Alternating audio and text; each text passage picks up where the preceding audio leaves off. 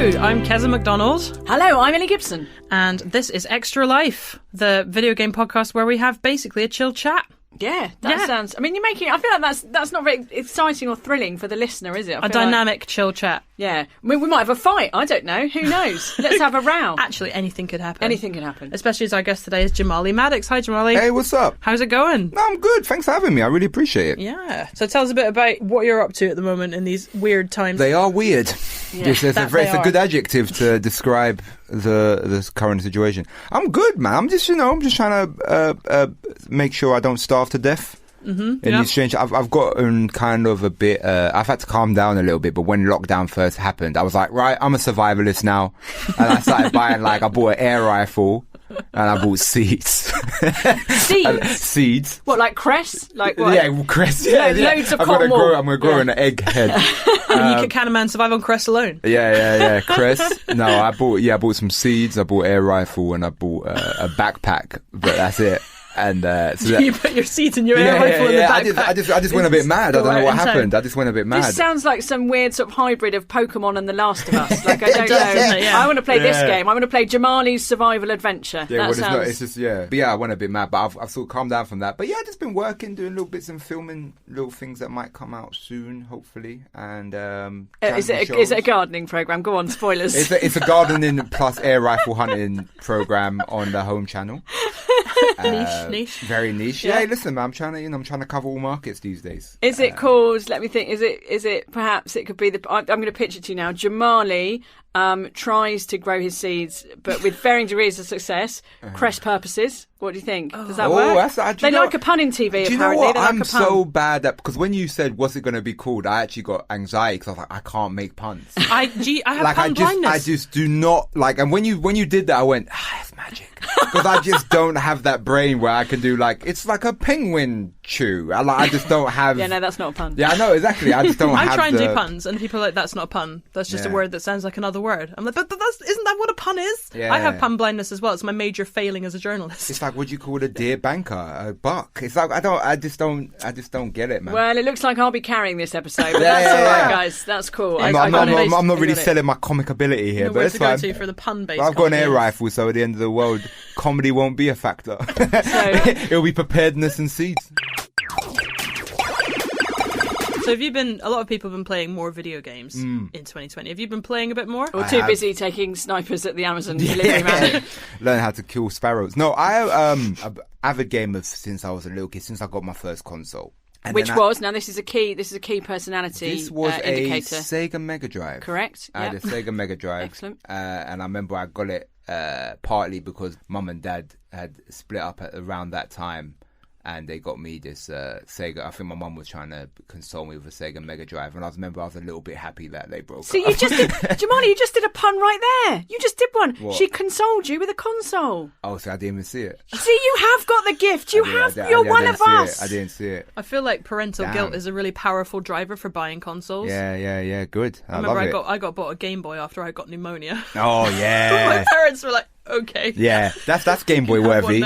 Yeah, I had Game Boys. But did I have a Game Boy first? I think I might have. No, I didn't know. I might have had a Game Boy. No, I had a Sega Mega Drive. Then I had Game Boy Color. Then I had other consoles. I had an N64. But then PlayStation. PlayStation is when. That's when the real gaming started. I feel like the other ones were play.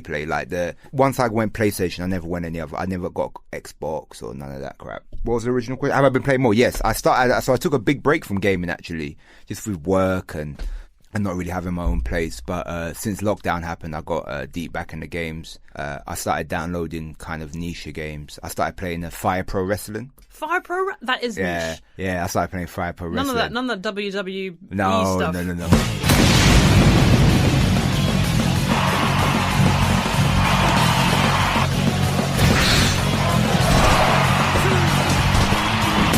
Yeah, it's like a Japanese wrestling simulator, but it's really niche, and it's all about timing, and it's all about building the match. And it's weirdly, when you're playing it, it's not about winning the match, it's about trying to build the best match. So you got to start slow like it does in real wrestling, and then you build to the finishers, and then it's what type of finish do you go for, and then it's all about the drama of the match, and you have to if you get a close free count, but then it's 2.9. Then it's like your rating goes higher, and it's just about trying to get the best rated match. It's none of that showy button mashing. Yeah. I was going to say, I'm not complicated. I'm not going to lie to you, Jamali. That sounds incredibly tedious. Yeah, that sounds fucking awful. That sounds really bad. Yeah. Really dull. And it's all about the timing of the button. So you got to do it by sound and by. And you know what? When I first started playing it, I was like, this game's awful. And then I started playing it more, and then I just got addicted. And then it's like, and it's really in depth in character creation. Right. And what a lot of dudes. So I went and I tried to play online, and people don't want to play you. They just want to play the character they built against your character in sim mode. Like, that's what majority of people want to do online. They don't want to play you. They just want to play your sim against their sim. It's like a really intense game. And then they have like this really thorough, you can be a promoter, like a football manager, but for wrestling. Okay. And it's like, is that also in Fire Pro? Yeah. It's really in depth to the point that t-shirt sales and what material you use on a t-shirt. This is a real lockdown game, isn't it? This is like I got deep into it. Like, I have no time in my life. I started getting this. Yeah. I got really bad into it.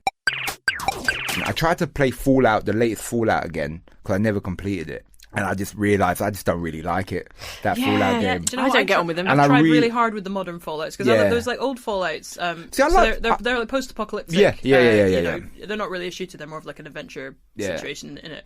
But the older ones were on the PC in the late 90s, and it was all just like point and click. And then the newer ones, I've just never managed to get into them. They're so big, and nothing much exciting happens, because the Wasteland's boring. Yeah, I like 3, and I like New Vegas. Oh, actually, that's a lie. New Vegas is amazing. So I like them games. I love that one. But the latest one, it's just like, because there's this one bit where you basically have these, I want to say strongholds, but you have these like little towns. So bases, isn't it? Bases. And people come and live in them. And every 5 seconds they're calling you like there's a problem. And you go, for fuck's, can't you handle any issue yourselves? And you have to keep on going back and dealing with these fucking people. We both got sons, so that's just... Do you know what I'm saying? It's like, don't need that in my I don't have a son. I've purposely in my life avoided having children. I now don't want a child. You've learned. I love that. That's the greatest lesson you've taken from video games. That's what I've taken from this. Basically, what I've decided is I'm getting the snip. Is what I've decided. I played The Last of Us, the latest Last of Us. Yeah. How'd you get on with that? Yeah, it's great, but it's a one play. Oh yeah, you don't want to go back to that. Apart from anything else, it's harrowing. Yeah, like I mean, these games that are set in post-apocalypse. Like, so The Last of Us, the first one was about this like grizzled old kind of video game guy Joel, and the fun part was that he was traveling across post-apocalyptic America, shooting zombies with this teenage girl Ellie, who was awesome. Ellie. Great name. I finished. Yeah, I actually finished that one. I haven't played the second one. I don't know if I can cope with it emotionally. Well, to be honest. because in the second one, teenage Ellie is grown up. She's like 20 now, and some very, very bad stuff goes down. We could have killed you. Maybe you should have. And she basically is on this revenge mission, and it's one of those horrible. It's like one of those movies about how if you set out on a journey of revenge, dig 2 graves. You can't stop this. It's really about how things consume her and everything's terrible. And it was one of those games where it's like, I'm not actually like having fun. I have to finish it. I'm being edified here, and it's very interesting. I kind of enjoyed it. I did enjoy that aspect of it. I think it's like, it's rare that a game pulls me in as much as a good movie. Totally. You know what I'm saying? No, like it's like a hard watch movie that you really like, a really kind of critical. Like The Road. Exactly like The Road. Like The Road is a hard, like you have to watch that in bits. You can't just watch The Road. You know what I mean? And but I haven't felt a game that's made me uncomfortable in a long time. And I guess it's because when I started playing video games, like when I was a kid, it was Grand Theft Auto.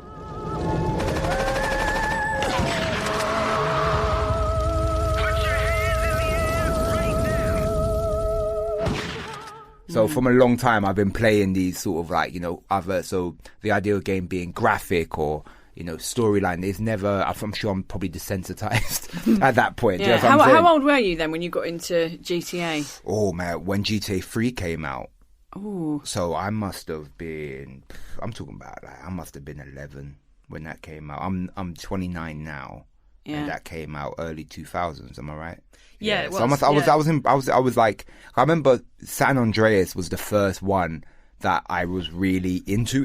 Like I didn't have GTA 3. I remember GTA 3 my uncle had, and my uncle, and this is when GTA 3 came out. It was like in the news about you could kill prostitutes. Yeah, massive moral panic. Yeah, and it went crazy, and everyone, so my mum was like, "You can never play this game." And I remember my uncle had it, and I was obsessed with it, and I would play it while he went to work. And then he would come back, and it's something that's happened before where they check if I'm playing it by checking the heat. The literal temperature of the console. I love it. They would check the heat. I remember like the thermometer, like. Yeah, because in those days they were all clockwork, weren't they? The consoles, you had to wind them up. Cartridges used to heat up. The consoles used to get really hot. They get really hot. I'll never forget my dad shoveling the coal into the Super Nintendo. But I remember that was ticking over. I remember like I was obsessed with video games to the point that like I remember one time I smashed a window, and my mum, the only way she could punish me was not let me play the video games because I didn't care about going out. So mum was like, "You can still go out, but you can't play video games." And she would check my PlayStation to see if it was warm. That was the gauge. So what I'd do is I would have to turn it off an hour before and then put something cool on it to try and cool it off. Put it in the fridge. Yeah. But then it got to a point, especially with the GTA with my uncle, it got to a point where I was like, you know what, fuck it, I'll take the punishment. I need to play this game. Do you know what I'm saying though? Like the rampage mode. Experience has taught me that a man like you can be very loyal for the right price. I just never saw nothing like that, you know what I mean? And I just needed to play that game. And then once my dad used to let me play whatever I wanted and that. And once my mum realised that she can't stop me, then she just started buying me adult games. This is the nation's top-selling video game. The object? Kill as many people as you can, get as many stars as you can. And millions of kids are mastering it by learning to slaughter bystanders. She kind of gave up on that. There does come a tipping point, I think, doesn't there? I mean, these days it's like, I think GTA still has that fascination when you're kind of 10, 11, 12, doesn't it? Because it's so clearly for grown-ups. Even though it's one of the most childish games ever. Like the jokes in it are like, I think they do like a pun. They love a pun. Yeah, I remember there was like a butcher called Meat Curtains in GTA 4. Okay, yeah. But even just the radio stations. That's not even a name. But do you think, because obviously there's always ongoing controversy about kids, and I have to think about that now as a parent. My eldest son is 9, and I let him play Fortnite. I've said it now. I've just said it on the thing. Yeah. I guess what I'm getting at, do you think playing Grand Theft Auto that young had an effect on you or your personality? No, apart from those 10 people you murdered. Apart from all of those prostitutes I've had. Yeah, I mean, basically every millennial is a prostitute murdering psychopath. Honestly, no. I've never subscribed to it because I think people commit horrific atrocities, right? And I think as human beings, we want to understand why, and we need a reason because we can't understand why someone would do something so fucked up. So they blame rap music, they blamed violent games, Marilyn Manson. Well, I think you'll find Hitler was actually a big fan of Manhunt. Yeah. Always playing it. But you know what I'm saying though, it's like it's all like these. They always need a scapegoat to why people do bad things. It's really funny. I feel like this massive moral panic that happened in the early 2000s. Yeah. Like when we were teenagers. Yeah. And it was like a whole. How old are you? Don't we asking? I'm 32. Okay. So that's same generation. So it was like a whole thing where, and I remember being like so passionately defensive. Yeah. You know, because obviously like you had older relatives who didn't understand games and so on, and there was me with my N64 playing like Lilac Wars and Mario, and they're like, it's dangerous and violent. I'm like, it really isn't. Yeah. It really and it's isn't. Because it's not older. I think there's always been a thing of the older generation not understanding what it is, so they automatically think it's bad. Do you know what I'm saying though? Yeah. It's just like, I'm like, when's this going to end, man? Like, I'm in my 30s and I'm still sometimes having to have these conversations, usually when I'm talking to somebody on Radio 4, where I have to be like, no, I'm not a murderer. Now, all the people in here are working on what DMA hopes will be its new blockbuster. It's a game called Grand Theft Auto. It's got to be finished by the end of June, so they're involved in some pretty hard work in here. It's all about a car chase through the streets of a fictional, probably American city. Here are some of the maps they've been working on. It's even the most benign game, though. You're going to get that. I went on Radio 2 once to talk about, I think it must have been for money, to talk about the Desperate Housewives game, which, honestly, one of my favourites. Absolute classic. Dreadful. Right. So I was talking to Nicky Campbell, obviously industry legend, never forget his work on Wheel of Fortune, broadcasting superstar. So I was talking to him about Desperate Housewives, and I did the spiel about it, and so this is what happens in the game, and blah, blah, blah. And he let me finish, and then he went, so, why don't you just read a book? I was like, what? I'm not here to defend video games as a medium. I had that exact same line. Did you? I mean, I was on Radio 4 talking about GTA 4 when it came out. I was in Tokyo at the time, so I was like rushed to like the BBC studio, and I was talking like over the line, and I thought I'd misheard. The dude was like, when I talk to people like you, I always think, why don't you just read a book? It's like, what are we talking about? Yeah. But GTA 5, I remember being like the first one I ever played, because my parents were actually pretty like scared about games. So I only played my little, I played Nintendo, and then when I was a teenager, I got myself PS2. But really, I only played GTA when I left home. I left home at 16, and I played GTA 4 for like 2 weeks. And it blew my mind, because like those games, like they attract a lot of controversy if you don't know much about games, and all you probably know about them is that you can run over a prostitute. But also, they have these incredible worlds. Like they have literally thousands of people working on them for 5 years, and they make like a proper living city. That I mean, your first GTA is a real. I love Rockstar games. That's a real, and I don't think they're underrated, but they're underrated in some of the other games they make, as opposed to aren't GTA. Like I think Red Dead Redemption, man. Red Dead Redemption. I used to play State Emergency. I liked. It's like deep in the Rockstar. Yeah. Oh, I know my shit. But what's State of Emergency like for people who haven't played it? State of Emergency, basically. I mean, do you know what? In these times, it probably would be controversial. But you can understand this came out at a less chaotic time, where basically there's a riot happening and you just got to loot. Basically, I'm saying you're an anarchist, maybe, or you're just like, there's a riot going on. You've got to cause as much collateral damage as possible. It's a bit like Carmageddon. It's that whole area. There was that whole era of games where they were like anarchy games. How completely messed up can we be with our concept? How out there, how edgy can you be? Well, I think it sort of went with the times. Hilarious when you're 12. You know, it's like those games, and like you're saying, why don't you just read a book? It's like, because the time of when those games came out, it was Jackass, it was Dirty Sanchez, it was Jerry Springer. It was, do you know what I'm saying? Though it was the time of boombastic ridiculousness, funny, stupid nonsense, kind of Dadaism of ridiculousness, and you know, those games fit those times.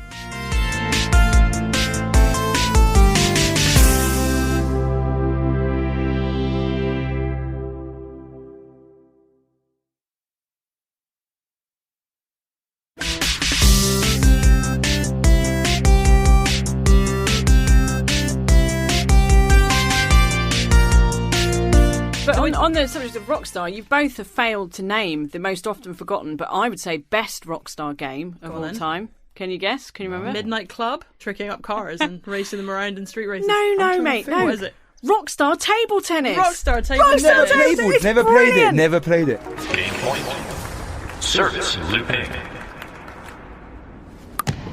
It is brilliant. It is so well made, and they just knocked it out as a little side project, and it was brilliant, and I loved it. I played it loads, and when it came out, I got a friend of mine was a lifestyle journalist, and as Keza will know, like there's games journalism, like you know, nerdy websites that we write for, and then there's like lifestyle games journalism, you know, write for Loaded and the papers and all of that. And so one of those friends got me into this party, and it was, you know, it was like 2007 or something, and it was a loft party. It was before everything went wrong. It was when it was the era of beanbags. There were just beanbags everywhere. No one had sat on a chair for 2 years. It was all like that.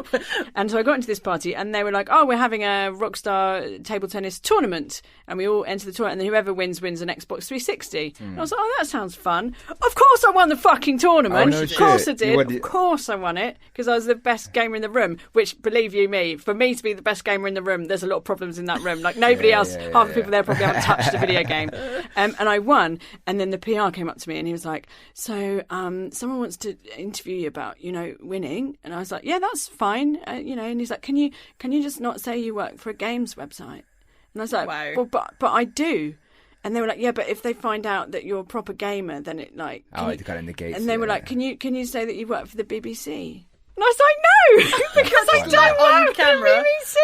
I was like, "Just tell them I'm too shy." Just. Did you get the console? Of course I got the console, mate. Of course I did. Yeah, honestly, I bet you can pick up a 360 and a copy of that game for about a fucking tenner on eBay. Probably. I would. That's a happy weekend. Not after this podcast. It's going to be one of those games that everyone's looking for now, isn't it? Like you can't even get a Metal Gear Solid 1. So it sounds like your childhood, you've had your Sonic phase, your Grand Theft Auto phase. Mm-hmm. Have games sort of stayed with you consistently throughout your life? Yeah, I've just always been into video games like FIFA or the Pro Evo. I was always shit at football games, though. I really hate football games.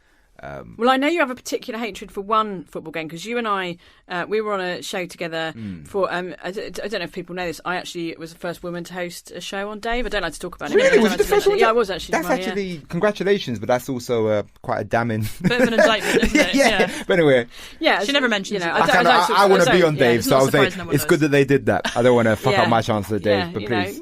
It's only one series, but anyway, I really enjoyed that show. We had a good laugh. Remember, I came late. Didn't we? I was meant to do the show, and then the producer, Rose. Yeah. So I'm sleeping, and Rose rang me up, and he's like, "You're close, mate." And I was just like, consciousness. I was like, and I said, you know what, Ro, I can't lie to you, but I'm still in bed, fam. And I said, I'm really sorry. I can't lie. And he was like, okay, just come in. And I got an Uber there. And luckily it's TV, so nothing starts on time anyway. Right. And the person before, but I remember just Ro ringing me, and I remember trying to think of a lie, and then being like, no, mate, I'm sleeping. I feel like that's strong gamer energy. Yeah. And there was a bit where we talked about football games, and I don't know if you remember this bit. You actually say that Pro Evo fans are worse than Nazis. Yeah. I stand by that. I hate FIFA. But I could play FIFA. But Pro Evo fans are the most just religious fanatics for that shit game. And just to be clear, because for people who haven't seen your show on Vice, you are a man who's actually interviewed actual Nazis. Yeah, and they play FIFA, and I have more respect for them. This is actual, like. Oh, are they? I've met them to see if I hate them more than Pro Evo supporters. It's important research. And I decided I don't. I hate Pro Evo. I just hate it, man. It's just the fans, like, it's just and this is like on PS4.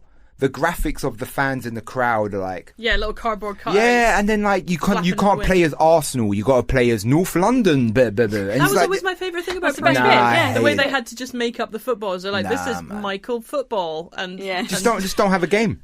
You can't get the licensing. You can't get the licensing. You don't have a game. All right? I'm sick of your shit. No, I hate that game. You tell him. Yeah. Get me Konami on the line. Let's have a word. Maybe we'll have Mr. Konami in with us later. We never know. Oh, who knows? And you tell him who could turn up. Who knows? You tell him I've got an issue with it. Apart from Pro Evo, what's the worst game you have ever played? Oh, mate, that's a long list of stuff.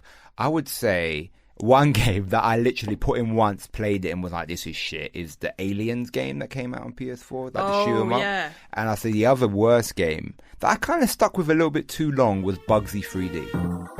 Yippee! A rocket! Find 31 more of these, and we're like yesterday's clams. Chowder here. Do you anyone play Bubsy? I had Bubsy on nobody loved. Was it on the Mega Drive or the SNES? The original Bubsy. SNES, wasn't it? The original Bubsy was all right. He was a sort of Lidl, Sonic, or Mario. Yeah. Bubsy. He had a question mark on his T-shirt for no reason. Why am I here? Why do I exist? Yeah. And he was supposed to be a bobcat, but he didn't really. I thought he was anything. a rabbit, so that tells you how good. Dude, his name was Bubsy the Bobcat. That was his name. Didn't get the bobcat. That never. He kind of glided, but there was no reason to how he glided. Yeah. He just kind of just glided.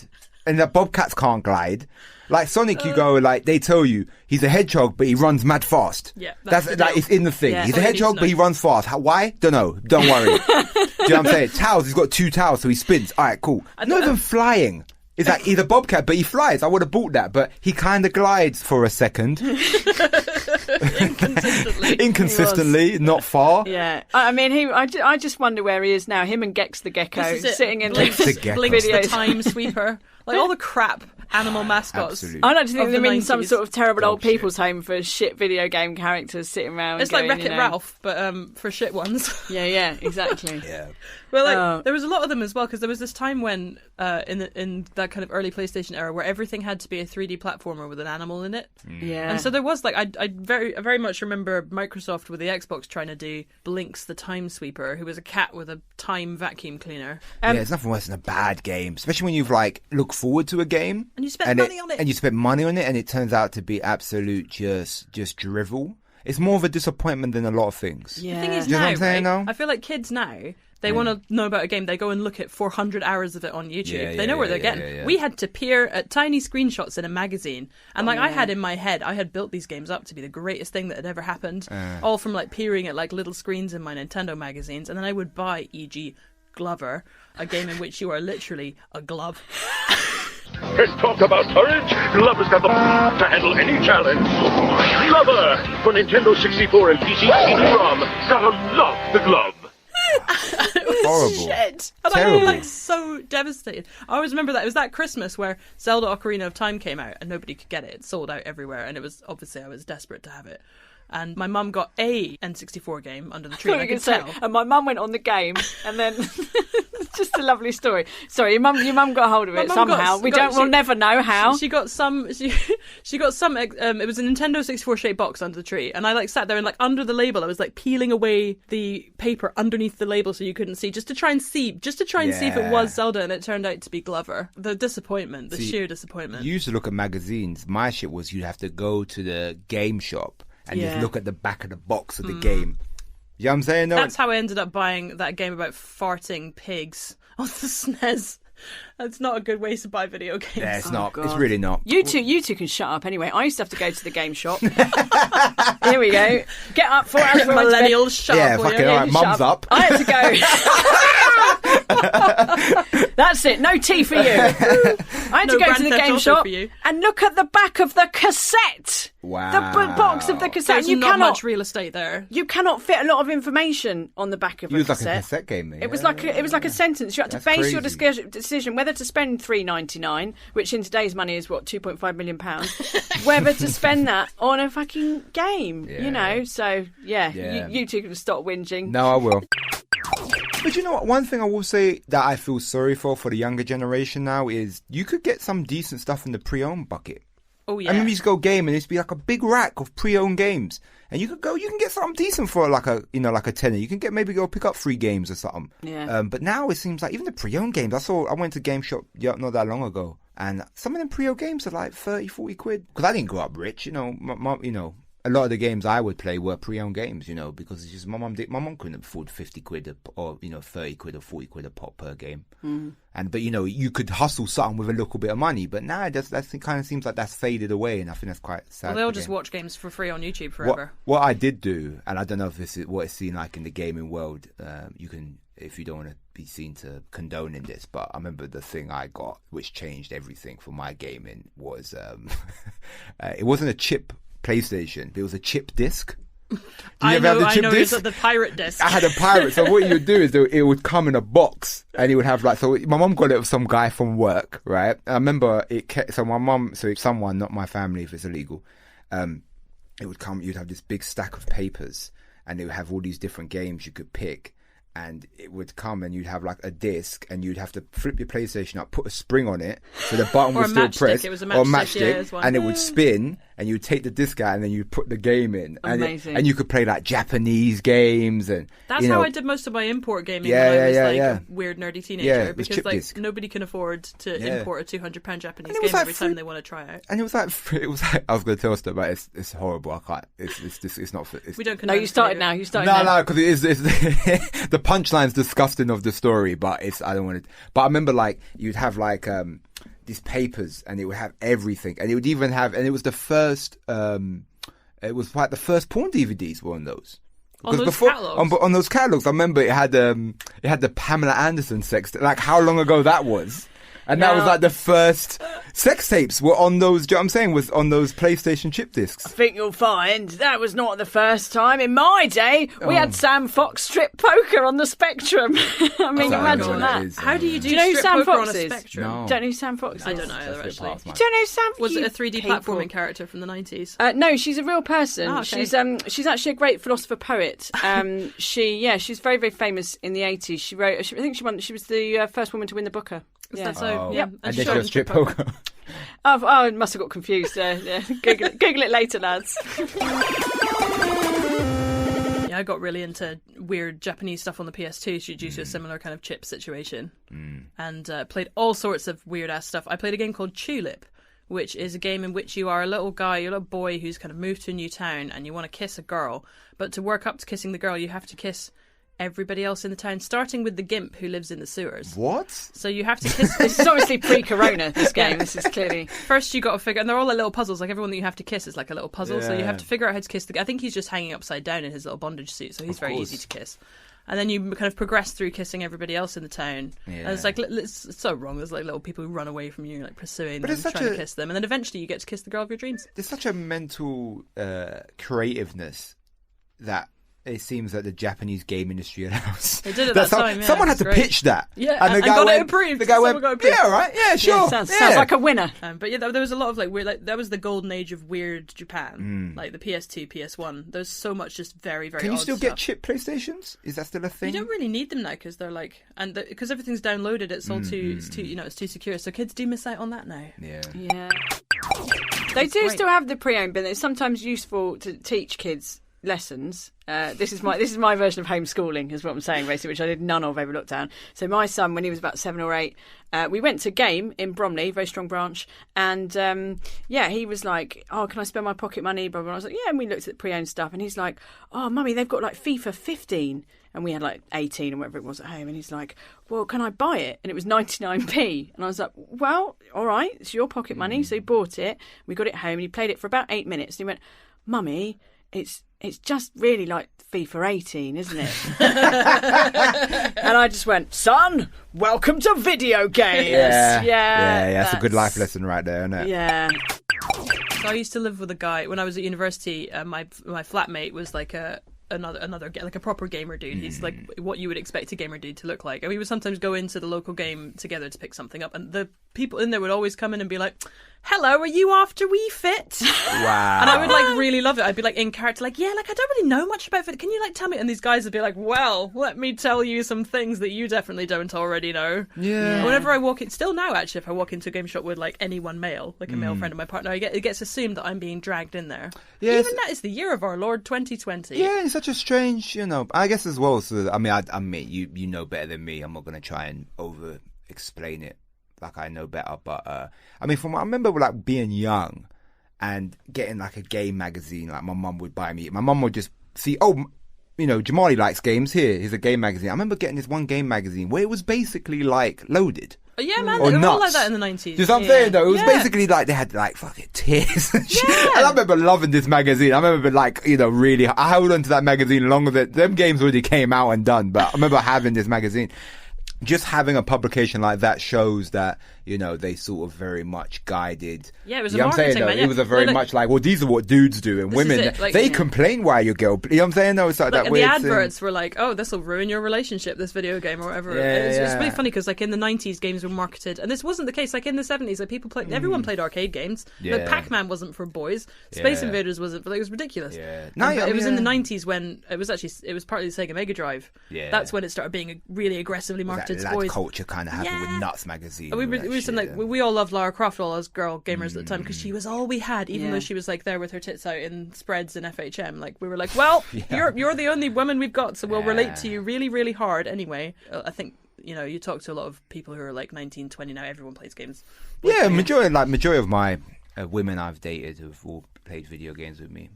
That's good. I mean, there are some games that are really good to play together, and some games that are absolutely terrible. Yeah. to play when you're... I remember I went on a date once, and I went to there's like a arcadey place in Soho down the stairs in the casino. It's like a little downstairs area, and they got a couple like Tekken and stuff. And I remember like I beat her so badly on Tekken so many times she actually left the date. And I wasn't like a modest winner. Like I was like playing with one hand. I was being a dick. You know what I'm saying? Yeah. But I battered her at this fucking game. Like I was playing as Steve, just doing like high combos and that. And I remember she actually left the date. She was like, "All right, well, I'm gonna go home." Bye then.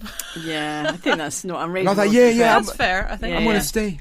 Yeah. So as a man, because I know we always like it when people say as a woman. We love it. Yeah, if you could just speak for all men. Yeah, if you could just speak for all men. Yeah, I would love to. But I'm genuinely interested because a lot of those video game characters, well, all 5 of them, were designed and still are designed often to be attractive and appealing to men. Mm-hmm. And when I look at someone like, I'm not turned on by bloody Solid Snake. Do you know what I mean? I don't care how chiseled. Mario. I don't look at Mario. Is Mario he's got a bit of a dad bod, I guess. Mario. Yeah. If that's your thing. I think he's hardly Chris Pratt. I'm more of a Luigi type. I think if I had to choose. You want that tall, thin guy. Well, at least you didn't pick Bowser. That would have been quite concerning. Yeah, well, there's everyone's got different tastes. Everyone likes a bad boy.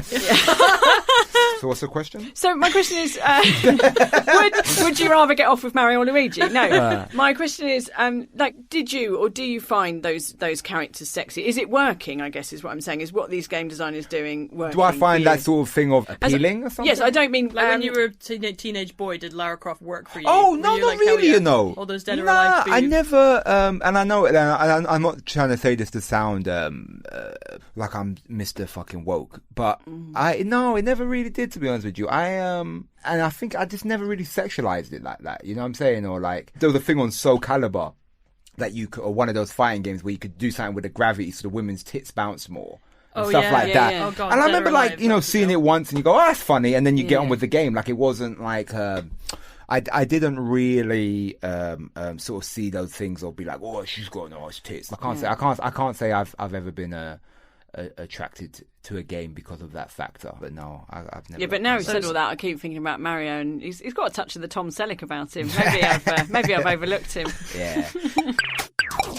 Some of these games that have the extremely, like, super over-sexualized female game characters, they completely backfire. There was this game in 2003 called Dead or Alive Extreme Beach Volleyball. I reviewed it. You did. I remember I read it. that review. I was, and I remember I had a copy of that, and I put it on with some friends from, like, with some all the female friends, and we put it on and we're like, oh my god, this is so pathetic, because it was basically all the female characters from the Dead or Alive fighting game were put in bikinis and put on an island to play volleyball and, like, you know, give each other presents and, like, just writhe around on the sand. Oh, but the best bit as well, do you remember, you could take pictures of them, which was the most sinister thing. Just zoom right in on the... Just be some peeping Tom. It was the weirdest. It was the weirdest game, and the thing was, it completely backfired, because I put this on with my friends and, like, oh, this game's how lame, and then I went away to I don't know, make dinner or something. I came back and my friends were all obsessing over which shoes to buy for them. And they were, like, dressing them up in the different bikinis and shoes and stuff, and actually really enjoying themselves. They played it all night. I was like, yep, fair enough. That's the thing. I think those type of things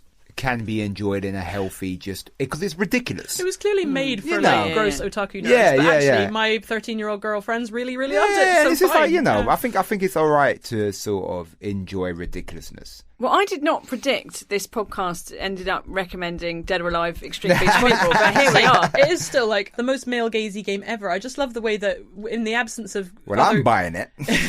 in the absence of anything else designed for us, that was what we got. Well, there we go. I did not think this podcast would end up recommending Dead or Alive Extreme Beach Volleyball, Keza. Well, we do usually try and prescribe games based on our chat. Yeah, for our guests. Yeah, I feel like I've already prescribed you Rockstar Table Tennis, though. I feel like, you know... Yeah. And have you prescribed him Dead or Alive Beach Volleyball? I wouldn't prescribe that to anyone. It's still a pretty crazily awful game. I think I'll enjoy it responsibly. So another thing we like to do, sometimes we like to bring a little special guest on at the end, don't we? Because should I nip out and get them? Yeah, I'll go. Give them a shout. So this is actually, this guy's quite a big deal. Okay. This is your opportunity. Yeah. Jamali, to pitch your ideal video game, the one that's always been in your head, like the perfect game that you can think of. Because I've actually got a bigwig video game developer who has tons of money. Oh, shit. And who has the power to greenlight this. I think that's him there. Hello? Hello? Hi, yeah, come on in. God, How you doing? Hi, everyone. Hi, it's me, Ian Konami. It's Ian Konami. You know he's serious because he's wearing a suit. Right? Yeah, that's right. I just had it polished. How are you guys? I'm all right. So Very how good. You doing? None of us said anything bad about Pro Evolution Soccer at any point during this recording. You know? Excellent. As we all know, it is the premier game in the world about football, apart from the other one. So very true. So we got someone who's got a game idea for you. Great. I'm actually in the market for new IP. I'm a bit bored of football and Solid Snakes. So tell me, Jamali Maddix, what is your pitch? So basically, my pitch is because I know obviously your background and your company, and I think you're a bit. I think you're jumping the gun when you say you don't want Solid Snake or Pro Evo. I think you're done with it. I think you're jumping the gun. I think they're good products. Another Castlevania, perhaps? No, what I think is the storyline basically is, Solid Snake is on a mission and he realizes there's a zombie outbreak. Original? At the Pro Evo football ground. Uh-huh. And so what you have to do is go and kill all the Pro Evo football players. And perhaps all the spectators and fans. And all the spectators and fans. They're sort of turned into these cardboard bats that fly around. And basically it's quite, it's like for a football simulator, it's very arcadey. So the game will be quite arcadey. and it will sort of, freeze a lot. Okay, sounds quite good, but it sounds a bit 7 out of 10. We've noticed that one of the emerging trends in the video game world is beach volleyball, Jamali. Do you think this could be incorporated into the game? Yeah, that's like a bonus round. Okay. Where instead of having it all like dead and alive women, it's just all dudes. Okay. Sort of, do they wear bikinis? Can you dress them up? They wear that sort of mankini. Ah, yeah, excellent. It's very mankini. A lot of crotch shots. I like it, Jamali Maddix. What sort of budget are you looking for? £50 billion. £50 billion. Hang on, let me just count. I've got about 48 quid. Will that do? I think we could do it in 48 quid. You got a deal! Congratulations. Thank you. You've been greenlit. Okay. Thank you, Mr. Konami. You can go now. Pop back to Japan now. I know, See you later, everyone. Very good of you to fly over. No problem. Do really appreciate it. Take care. Bye then. Oh, hi, I'm back. Yeah, how's that? Yeah, good. Was he all right? You did miss him. Oh, yeah. My dumb ass actually thought there was a guest coming. What do you mean there was a guest? Coming? Well, there we go. Now, we have one final bit of nonsense, which is we ask you some quickfire questions. Oh, shit. And then we judge you on your answers. Is it a quiz, or is it just... It's just... In which Bubsy game? Yeah, that's what I was going to do. No, I'm not here to shame anyone. All right, here we go. PC or console? Console. Oh, quick. Call of Duty or Candy Crush? Call of Duty. Nice. Single player or multiplayer? Single player. Easy mode or hard mode? Hard. Ooh. Honestly, yeah. Jess has been a bit tell like... the truth, I play it once on easy. I just want it to sound tough. The Last of Us or Dead or Alive Extreme Beach Volleyball? Come on, be honest. Be honest. Yeah! Last of Us was alright. I didn't, I like the storyline more in the beach volleyball, to be honest with you. It's just some hot babes playing volleyball. That's the storyline I want to know. Very moving, emotionally. It touched me. One would make a better movie, and that would be the volleyball movie, isn't it? Tekken or Street Fighter? Tekken. With Street Fighter, you can't just play. So, like, if I'm with someone and I've never played Street Fighter, they can't play Street Fighter. No, right? It's like chess. Completist or can't be asked? Can't be asked. Yeah. I do the main couple sides. But like, find all the pigeon. Nah, I ain't doing all that shit, man. No. Get all the achievement points. Nah. Yeah, no, that's too long. Pokemon or Digimon? Pokemon.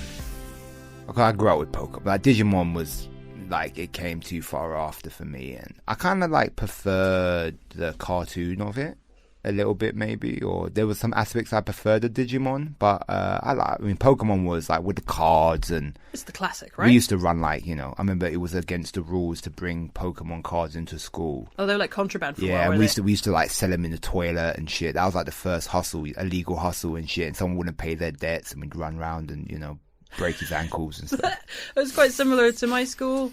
Like, before I sold fake IDs, I sold Pokemon cards on essentially the black market. Yeah. It was a brief period where people talked to me at school because Pokemon was in. There was nothing. And I had all the knowledge and all the Pokemon cards. There's only a few feelings I had then opening up a Pokemon packet and finding a Charizard. It was a genuine excitement for no actual achievement. And it having no effect on my life. Like having like a shiny Pokemon card. You know what I'm saying though? Having no benefit to my life, but just being so happy, Yeah. Oh, well, thank you for your answers. That means we now have a complete psychological picture of you based on what you've just said. What's the result? Well, all I say is don't go out of here and do any murders, because the FBI will absolutely have you in a minute.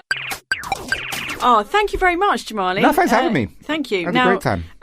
We've decided, we can't really think of a way to end the podcast, and the obvious and stupidest way is to say game over. But obviously, Keza and I can't bring ourselves to say that because it makes us want to die. Yeah, we refuse. Yeah, so what we thought... Point blank refuse. Yeah, we're just not doing it. So what we thought we'd do is we're going to make the guests say it. Okay, well... Are you up for it? Wasn't really in the contract. This is Jamali Maddix. This has been Extra Life. Game over. Oh my god, that was professional! So pro. Amazing. I'm available for voiceover. My goodness. That's going on my show reel. Oh, well, thank you very much, everyone, for listening. Thank you. Thank you so much. This has been Extra Life. Don't forget to like and subscribe. And you can find us on Twitter and Instagram at Extra Life Pod. Extra Life with Ellie Gibson and Keza Macdonald. Produced by Joel Moss. Assistant producer Alex Hart. Music by Wayne Shepard.